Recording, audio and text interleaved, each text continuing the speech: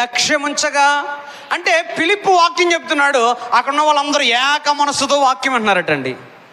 మనమందరం ఎలా వింటామండి? ఏక మనస్సుతో అందరూ కలిసి సేవకుడు చెప్తున్న మాటలు వినగలమండి? వినలేమండి. ఏక మనస్సుతో వాక్యం వినలేమండి. ఏమండి, అందరూ ఏక మనస్సుతో వినగలిగితే ఆ సంఘం మామూలుగా ఉండదండి. ఏక మనస్సుతో వినరండి.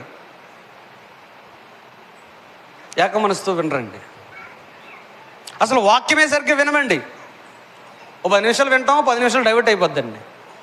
ఇప్పుడు పిల్లలు పరీక్షలు ఎందుకు ఫెయిల్ అయిపోతారు అనుకుంటున్నారు? వాళ్ళు దృష్టి పెట్టరండి. చెబుతున్న సబ్జెక్ట్ మీద కానీ ఆ టీచర్ మీద కానీ మనసు పెట్టరండి. మనసు పెడితే ఈజీగా ఆ పాఠం అర్థమైపోద్దండి. ఆ పాఠం అర్థమయ్యిందంటే ప్రశ్న సులువైపోద్దండి. ప్రశ్న సులువైందంటే పరీక్షలు అద్భుతంగా రాయగలుగుతారండి. అలా వినరు కాబట్టి, అర్థం చేసుకోరు కాబట్టి పరీక్షలు రాయలేరు. పరీక్షలు రాయకపోతే ఫెయిల్ అయిపోతారు.